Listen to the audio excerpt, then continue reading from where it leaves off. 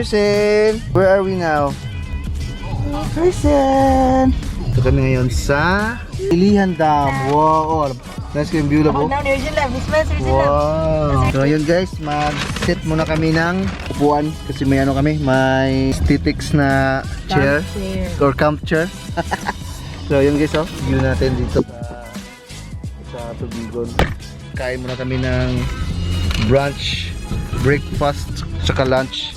Well, say hi to Ersin na mo. Yeah. Macdo, baki naman Macdo.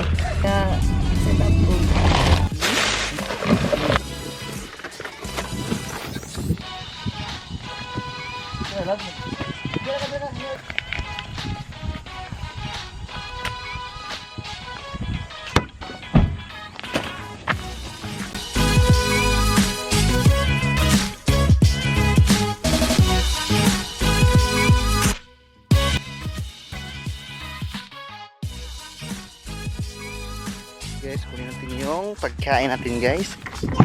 Kunin natin yung foods. Ano is it up?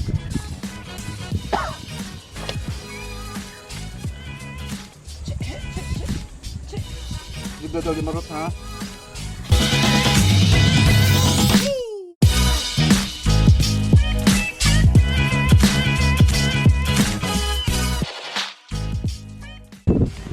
Yan guys, ganda ng view dito guys. Kita mo yung dam dito, medyo wala ng tubig kasi pag-init. Pero ngayon baka siguro dadami pa to kasi unti-unti nang umuulan. Yan guys, nakaset yung sasakyan namin dito sa gilid. Wow, kahit na dito pang aesthetics talaga yung datingan dito ba. So nag-stop over muna kami dito kami kumain. It's all good in the hood. Yeah. Yan guys, kain muna tayo guys. Macdo sa naman, Macdo. Kaya mo, sikat na tayo. Nag-endorse pa tayo ng pagkain na. Person! Uh-oh! Naulong. Hi drone, what's up drone? Bye! Dugo. Kain ka dugo? Ichi, hindi mo naman yan mauubos be. Pipingi nga. Hindi na lang. Gangga. Lawan mo mort ang kuan, chicken. Ha? Alam nyo ba, iba talaga yung feelings ko sa video na to. Kasi dumating ako sa point na gusto kong mag-explore, gusto kong mag-adventure yung mga lugar na hindi ko napupuntahan. Kahit ganito lang yung mga lugar na pinuntahan namin, simple lang pero nakakagaan ng pakiramdam. Sa mga nagtatanong kung saan ito, nandito kami sa Tubigon, sa Bohol. Tas pangalawang punta na namin dito. Tsaka sa pangalawang pagkakataon ay naplano ako na mag-video dito o mag-vlog. Kaya ako binidyohan to kasi nafe-feel ko yung yung mawawala yung stress mo kapag nakapunta ka dito. Kaya sa mga gustong mag-adventure, gustong mag-relax o mag-chill, lalo na sa mga trabaho natin na sobrang stress, kailangan din natin mag-relax, kailangan din natin magbiyahe o punta sa mga ilog, dagat o sa mga bundok. So sa video na to, sana pag-enjoy kayo at salamat sa pagsuporta sa vlog na to. Again, salamat. Let's go!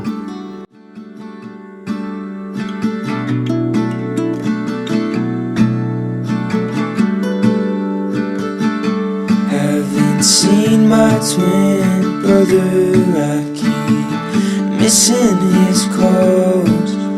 It's funny just how easily a family can drift apart. I'm finally getting married to an angel in human form, but I still think about Nashville. Was staying here the right call?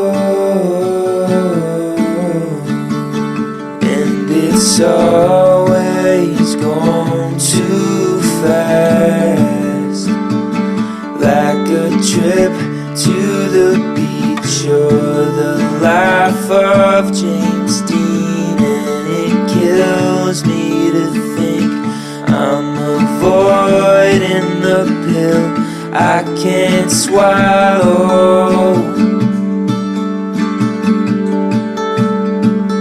And it comes but it won't last.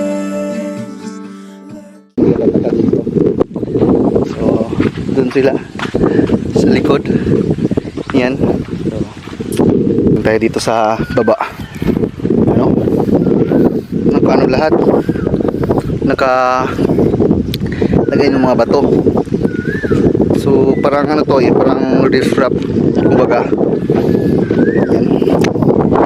Unfortunately talaga, meron talaga mga basura talaga na hindi natatapon sa tamang lagayan, no? May mga tubig dyan. Pero overall naman maganda naman talaga yan maganda naman yan, So wala pang ulit lang yung tubig, kunti lang kasi nga tag-init.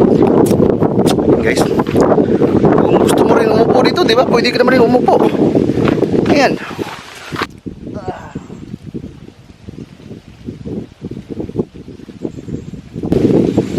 Sulit guys.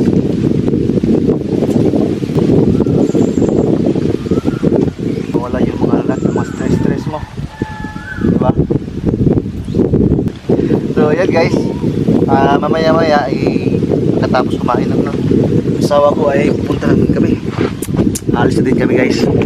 Tinatawag na ako galit na naman siya kasi nga kulang siya kung wala ako may dugo. Of James Dean, and it kills me to think I'm a void in the pill I can't swallow. And it comes but it won't last, like you watching